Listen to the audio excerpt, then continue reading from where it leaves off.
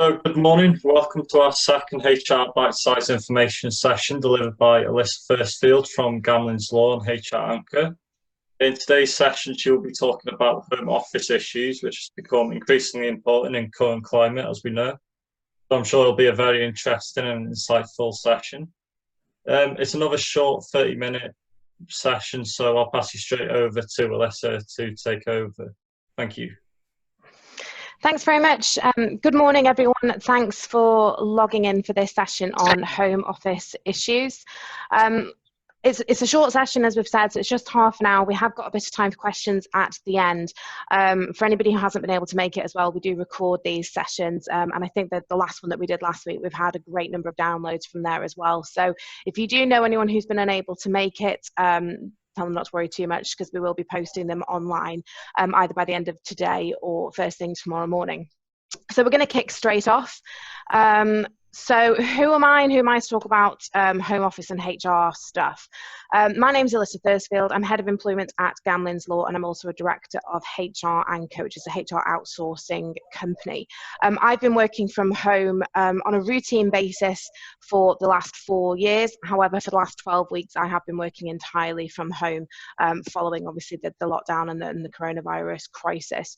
So I was well set up anyway to work from home. I'm also used to managing people on a remote basis, and that's another subject that I talk on as well. So we're going to have a chat today about general home office issues, so what those practical issues are, about home life versus working life, because that dynamic becomes very different when people are working from home, equipment and software, and a bit about conducting team meetings as well. So when we're talking about these issues, I'm going to be talking about how personally we might manage these issues, but also then if you're managing teams as well, how these issues may well affect you and how you can work with your team through some of these issues. So first, getting past the novelty. I mean, when people first off start working from home, particularly when they haven't done before, it's a bit like a kid at Christmas. You know, there's no commute, they get longer in bed, more time with their family, they get more things done around the house, they're not wasting time traveling, so the mileage on their cars goes down, they're not going through tires as much. Lower overall living costs, so you tend to cook more when you're at home, you're not buying breakfast and lunch out and things like that. So what could be better? You find actually the novelty wears off very quickly, and you tend to come across some quite practical issues when you're working from home. The first is you become a lot more sedentary, so you're not walking around as much, you're not walking around your office. You know, like say for example, where our head office, we've got up and down stairs, I have to go downstairs to get to our canteen, back upstairs to get to the office. You're more likely to walk to see a colleague as well, rather than just dialing in on a video call. On days when I've been particularly busy, certainly I've found myself sitting at my computer for 5-6 hours straight, and it's not a particularly healthy way to work. There's a lot less interaction, so when you're in the office, you're more likely to drop in on a colleague, have a bit more of a social aspect to your working day.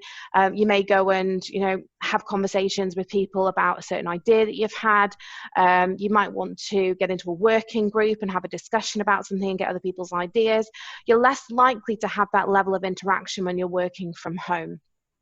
Technology restrictions as well, so that can be something that, if you're in an office, the offices are generally a lot better set up than a lot of people's home offices.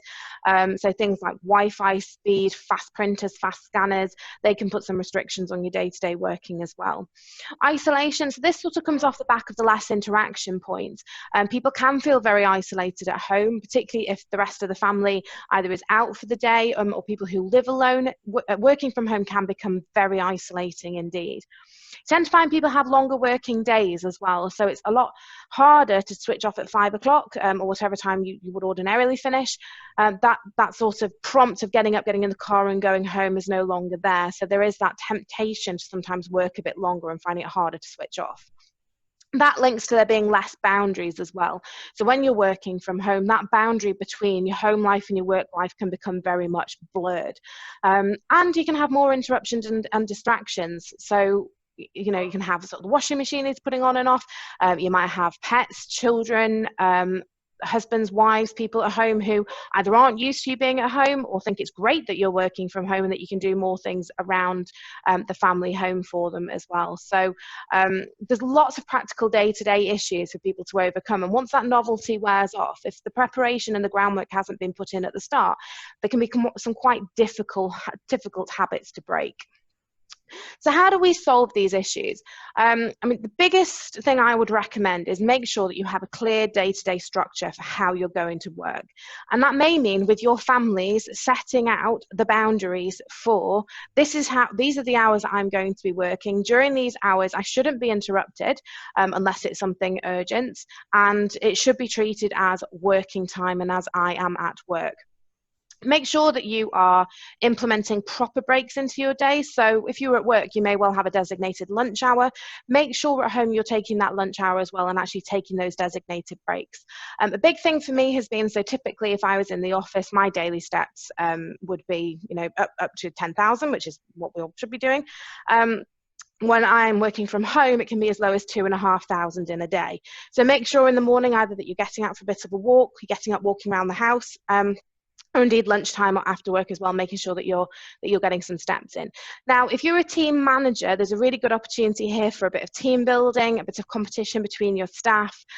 So you could have step goals, you could have your weekly best stepper, things like that, so that you're encouraging people to take those breaks, you're encouraging people to be a little bit more active rather than just sitting at their desk all day and not breaking up those working hours. Team meetings are very important. So very important for interaction and certainly very important in terms of breaking up that isolation for people. It's connecting by technology, which does come with its own barriers, and we're going to have a chat about that later on. Making sure that people have clear space and a work area. So a lot of people that I speak to, and it's something that I'll often ask. So when I'm on a video call, ask where they are calling from. So you might be able to see. So behind me, I have a virtual screen, so people don't necessarily know which room of my house I'm in. You'd be surprised how many people are actually working in their bedrooms or living room. Now, a home office is a bit of a luxury for anyone, but I take a real objection to people working in the bedrooms unless there's absolutely no other alternative, purely because you're removing what can be a very peaceful, calm, rest space of your house, and you're turning it into a work area. My advice is to make sure that you have a good distinction in your house between where is your relaxation space and where is going to be your work space, so that you can actually get away from work and you can feel like you are switching off when you move out of that work area. If you haven't got the ability, you haven't got the space to do that, not everybody has, make sure that you clear up your work area at the end of the day, put things away so that you're not constantly looking at an open laptop. You haven't got piles of documents that are sort of making you feel stressed and making you feel like you're not actually switching off from work. And clearing that away, that extra 5 minutes at the end of the day, can actually help you switch off a bit better in the evening. Having a bit of patience as well. So if you're working from home, accepting that the technology isn't going to work all the time, that perhaps people are going to drop off from calls, and having that patience with other people. If you're a team manager and you're managing your workforce remotely, it's having patience with people within your team. So they can't always control small children who may well walk onto a screen. You can't always stop a dog barking in the background. You may be able to hear my neighbour's dog who, as soon as I go on a call, starts to bark. How he knows, I've no idea. So it's just having that patience and knowing that people are in a very different environment. You can't have exactly the same expectations as you would do if they were in an office. But equally, you do need people to be professional as well. So it's knowing where that boundary is. I've actually found the judiciary, particularly, is showing incredible patience with people. So solicitors, we're doing a lot of virtual hearings at the moment and telephone hearings and things like that. I had a barky dog in the background for one of mine and apologised to the judge. And the judge told me this great anecdote about a solicitor who had been on a virtual hearing, and during her closing submissions, her 3-year-old walked onto the screen and asked her mum for some lunch. And she said, look, we're in a very different working era at the moment. It's just becoming part of working life. It's something we're all going to have a little bit more patience with. So home life versus working life. So we've touched on this in terms of solving some of those practical issues and making sure we have those boundaries. If you're actually managing a team, or if you've got colleagues, who are working from home, make sure that you actually know what home life is like for your employees. Have they got children? Have they got pets? Have they got quite a large working space, or are they actually quite restricted on space? Are they going to have some issues there?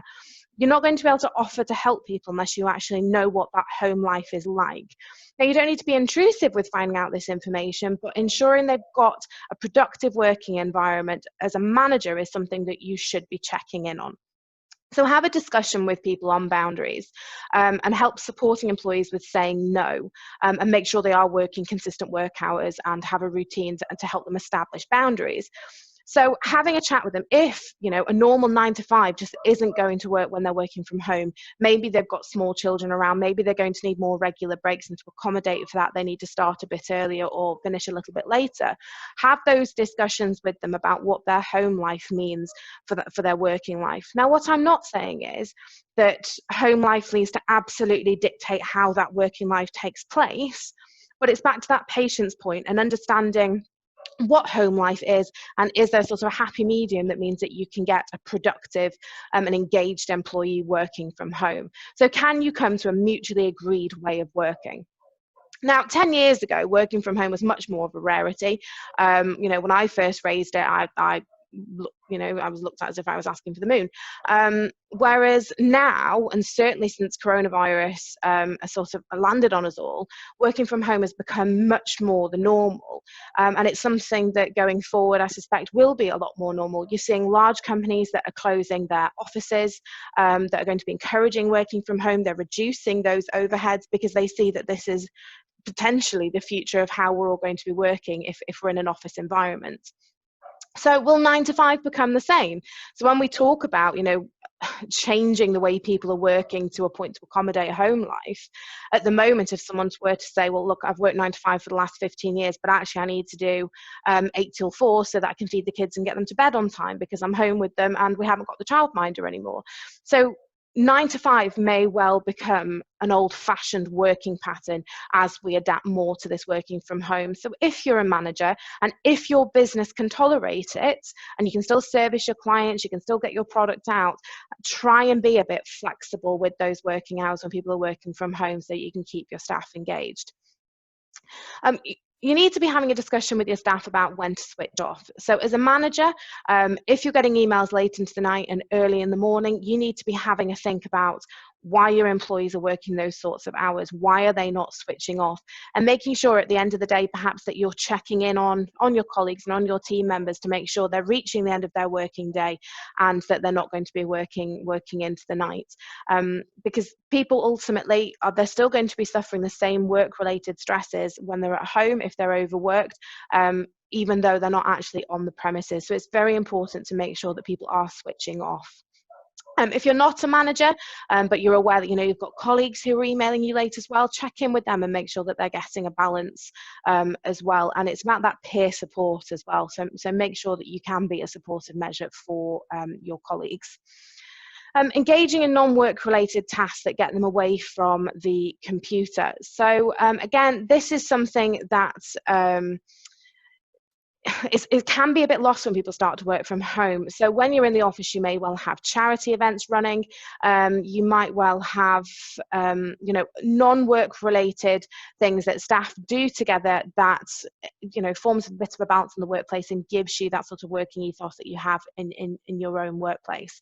So making sure that there are things that your staff members can do either together that aren't work related. So it could be working towards some sort of charity goal.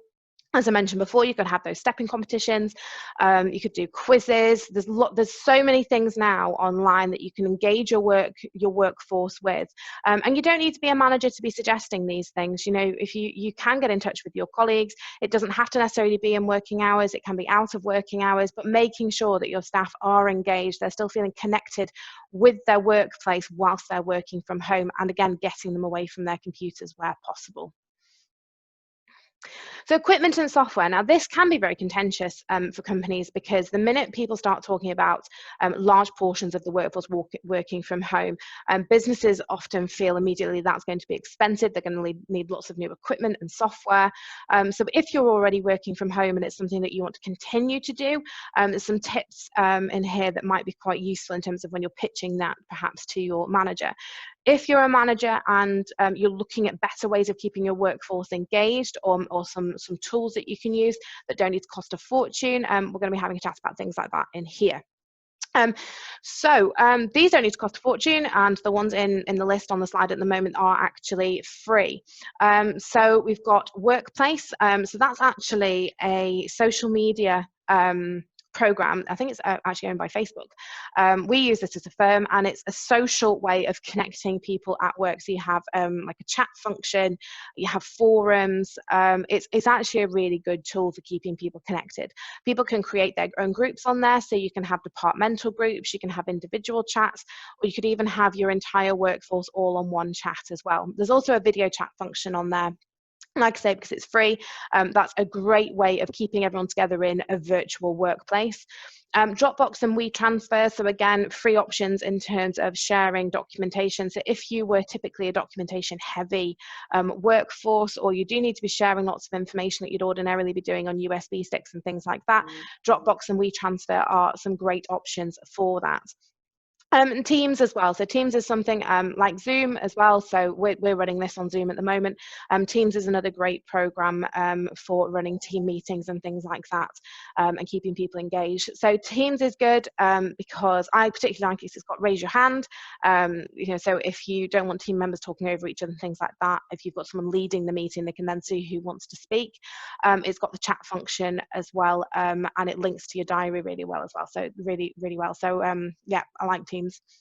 Virtual receptionists and PAs. So this is something that does have a cost, but it can actually end up being cheaper than the real thing. So if you are a business that's looking at potentially, either making your workplace actually physically smaller, because you're realizing that people can be working from home.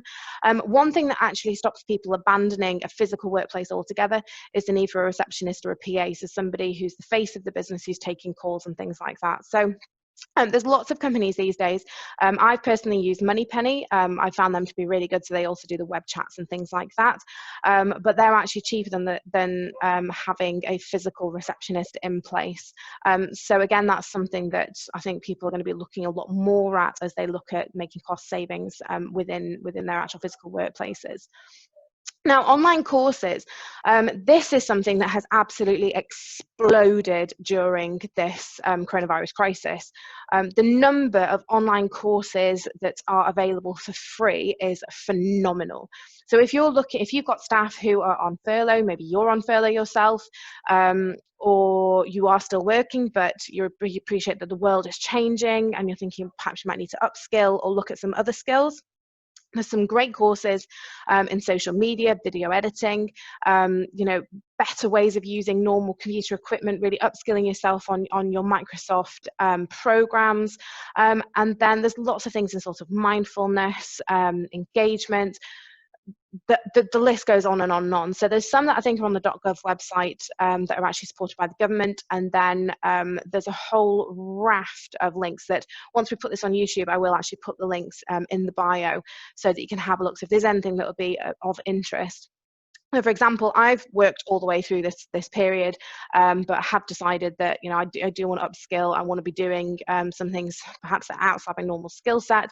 So I've been doing a mediation course with an aim to becoming an accredited mediator, and I've also been taking online cello lessons. Vlogging equipment. So again, this is something that typically people tend to think has quite a high cost to it. It just doesn't. You can get some really good vlogging equipment, and by that I mean video blogging equipment, from like £30 on Amazon. So you can get the ring lights, you can get stands to hold your mobile phone on. You don't need big fancy camera equipment to be producing good quality videos. So again, if that's something that you wanted to be investing in as a business, producing your own online videos, or perhaps even for your staff, so that when they are doing video calls and things like that, that the lighting looks good and it looks like they're actually in a more professional environment, that could be something that you could look at. Virtual backgrounds are also a big thing. So I tend to use the HR Anchor and the Gamlins branding whenever I'm doing something like this, but there are a host of free virtual backgrounds that you can use to make someone either look like they're in an office environment or that there's a plainer screen behind them. The only thing I would say is that if you haven't got a green screen, which 90% of us, I suppose, don't have green screens, if someone moves around a bit too much, you do get, so you can see there, my hand goes a bit weird, they do go a bit odd. So it's just making sure that when people have them on, that they're aware that if they move around too much, it can be a bit distracting. So what I tend to do, because I talk with my hands quite a lot, is make sure I keep them in front of my person, because the minute they go out here, that's when things start to go wrong. Free web development programs. So perhaps you have a website for your business already, but feel that either that could do with expanding, or you could do, or perhaps some branch websites that you want to develop. There's lots of free web development programs out there at the moment. So Gamlins, we've created Gamlins Hub. So that's completely standalone website away from our normal website. And we've created that as a free resource for people to use during this time. I'm not a web developer, and I managed to build that website using Site Builder, which is very straightforward. Now, it obviously doesn't look as polished as a professionally built website, but again, it's another free resource that you can use if you were looking at enhancing that working from home experience and really adding value to the workplace as well. So in terms of actual physical equipment, keeping a clear working area is very important, the same as in the office. So when I work with my team, I do like people to try and keep a clear working desk as much as possible. You should only have the file out that you are working on and not have your desk completely cluttered with stuff, just because to me, if you've got an untidy desk, it can lead to an untidy mind. How can you sort of work through a clear to-do list or have a managed and clear day if you've got stuff everywhere? That's just my preference, but I do recommend a clear working area.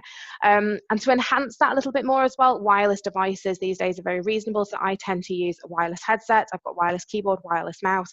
So again, the desk area doesn't become cluttered, particularly if you're working from home as well and you've got children running around. So you're not having things dragged onto the floor if somebody grabs a wire or something like that. Headsets can make someone sound a little bit more professional, particularly when they're doing team meetings and things like that. Get a bit of a clearer sound, and some of them can have background noise cancelling as well, which means that someone's a bit more likely to relax if they're going to be, using either the phone or the video calls quite regularly. Use of the mute button. So that's something that those of you who've been able to join us live today have immediately made use of, and that's seen as standard etiquette now when you come onto a training session, is to hit the mute button so that there isn't any distracting background noise to take away from the speaker. What I would say as well, if you're in team meetings as well, make use of that mute button. If you're not speaking, make sure the mute button's on so that the discussions don't become cluttered and so you don't forget. Obviously, people can hear everything that's going on. I think it was with the Welsh Assembly, actually, there was quite an embarrassing exchange where someone didn't have the mute button on and made a comment that was picked up by the rest of the assembly. So you don't want to be that guy.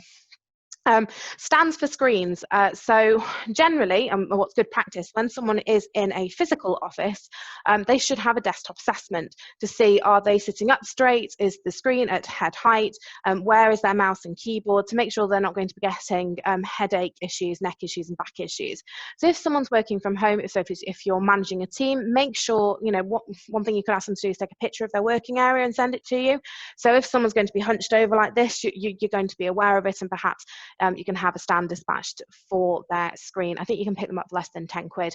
If it's yourself and you're working from home and you're not feeling particularly comfortable, and if you don't want to necessarily be asking for equipment, you can use books and things like that. I actually have a really beautiful, a client once gave me a beautiful box of champagne from Fortuna & Mason, so I actually use that to put my screen on because it's pink and it looks nice, but it also puts the screen at the perfect height for me as well. You do spend a lot of time at your desk, so don't underestimate the need to keep that back straight and make sure your screen's at the right height. Just because you're working from home, I wouldn't drop the standards in that respect. If you haven't got a computer with a webcam, don't forget that you can use a smartphone, and you can have a cradle as well to hold that. It's a bit more professional than the arm out holding the phone. So you don't necessarily have to have a computer with a webcam, but I think most of them these days do. But particularly if you're a manager and you're going to be sending people to work from home more often, is making sure they've got that basic facility, because if you've got people who are all on a video call and you've only got someone who's able to dial in on voice, it can lead to somebody feeling very left out, and they're missing out on some of that interaction and face time as well, which is very important. Ensure your computers are still getting updated. So, if you work for yourself, make sure that you're not missing computer updates. If you're managing a team, make sure everyone's updating their computers. Because what can tend to happen sometimes, if you've got a computer that goes without an update for a while, sometimes you can struggle to access the newest versions of Zoom, Teams, and things like that. And it can become a bit annoying if you can get people who can't actually get onto the programs because they've not updated their computers. Wi-Fi boosters. So one of the biggest complaints people have working from home is that Wi-Fi is poor, and that it's not as quick as it is in the office because they haven't got, those commercial connections. Now, this is something that I suffered with for years. I live in Abersoch, so for those of you who don't know where that is, we're right on the northwest finger of Wales, basically almost as isolated as you can possibly get. So you go to Anglesey and then you go even further west. Wi-Fi over here for years has been absolutely terrible. I think we only got fibre optic sometime late last year. So for me, Wi-Fi boosters have just been an essential within my home office to make sure that I get a good signal. And don't be afraid to change providers as well. So if you're not getting the service you need, if they're not fixing those issues for you, is to make sure that you get on with a provider who can guarantee you a bit of a better connection. So conducting team meetings. Now, we've touched on a few things for this. Team meetings are so important when people are working from home and to resolve some of these home office issues. At the start of the team meeting, I would say that you should be setting out ground rules, so making sure that the team etiquette is set out, and again, telling people about the use of the mute button. So etiquette might well be that you're not talking over people, that people wait their turn, perhaps they use that raise a hand function, or if there's lots of people on the call, perhaps using the chat function instead, rather than having people chipping in and out. So making sure those ground rules are set at the beginning. Make sure the agenda is clear as well, so everybody knows what they're going to be talking about, everybody knows what the session's about, and make sure if that agenda hasn't been circulated that you're clear on that at the beginning as well. Video on, so make sure everybody's video's on. Now, if someone's reluctant to do this and they're reluctant to do it regularly, don't embarrass them on a video call and demand that they turn it on, but perhaps that's something that you need to pick up with them individually. It might be that they're embarrassed perhaps about what's in the background, perhaps they're not feeling very well, but again, there could be a welfare issue there. So, don't embarrass them on a call. But do make sure you have a chat with people about making sure that the video function stays on. Social meetings as well as work. So you can still have team meetings to have a social aspect. So if you usually have Thursday night drinks, make sure that you carry on doing that. Just because it's on a virtual basis doesn't mean that has to stop. Ensure that no one's left behind. So make sure that if you are having these team meetings, that everybody has their say. There isn't someone who's just because they're a bit quiet is getting left out. Make sure that you're getting engagement from everybody. One way of doing that is to make sure you have regular presentation and feedback work from employees themselves. So if you're a team leader, don't always feel the need to host the meeting. If you're someone who works from home, maybe you're a bit shy, you're not familiar with video software, offer yourself up to give a presentation either on video or perhaps to host a meeting. So there's no better way of doing it than practicing. Zoom's got a great function where you can actually host your own meeting and record it, so you can see how you look and sound as well, so you can always try it out. But make sure you're not always hogging the host. Make sure that you are getting regular feedback from people and that you are seeing that engagement as well. Make use of the record function. So we're recording this session. For team meetings as well, if you record those and you store them somewhere that everybody can access them, it's a great way for people who either haven't been able to make them, maybe they've got conflicting things in the diaries, or people who want to check back in and actually check what was said. It's a great way, it's a bit like virtual minutes really, so don't underestimate the power of the record function either. And at the end of the meeting, make sure you're rounding up like the way you would in a physical meeting, so that everybody knows what's been said. If people are dialed in late or anything like that, that they know what they've missed. And it's a good way as well of spotting if anyone hasn't contributed or hasn't spoken, or like I say, you've got those people who are a bit quiet and need to make sure that they are contributing as well. So like I say, we've only had half an hour, so I've had to fly through a few of those issues. So final points to consider. There's lots to consider and manage. Don't hesitate to take advice. So if you're someone who's working from home and you're struggling with something, don't hesitate to take advice either from a colleague or a team manager. If you are a manager and there's no one above you to ask, don't hesitate to drop us a line. Don't be afraid to review and change what you're doing. So if something's not currently working as well as perhaps it should be doing, then have a look at your working practices and see if there's anything you can review and change to make that working environment a bit better and a bit more productive. So this is a really interesting statistic. So Direct Line in their survey a couple of weeks ago actually said 13 million people plan to ask for long-term changes to their working arrangements after lockdown. So I think home offices are very much going to become a lot more common. Whether they're going to become the norm, we don't know, but certainly I think we are entering a new era in the working environment. So just a little bit about us. So we are offering 4 months free support for DVSC members with our HR outsourcing and legal support, and we don't have any insurance restrictions either. So if you do need a bit of help either with your employment law provision or your HR, please don't hesitate to contact us. If anybody has any questions, I'd be happy to take them now. I am aware that it's 10 o'clock, so if you have got anything else in the diary and you need to log off and go somewhere else, that's absolutely fine. Please take down my email address. I'm more than happy to take questions afterwards by email as well. And like I say, we will be recording and sharing the session. So, if something pops into your head either later in the week or at another time, I'm more than happy to take questions from people privately. So thank you very much. Like I say, if anybody does have anything they want to ask, now's the time.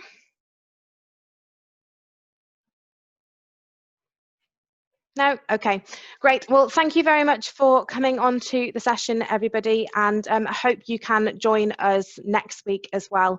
So I think we've got 2 more sessions left from this sort of monthly series. So thank you very much, and I hope you all have a very good day.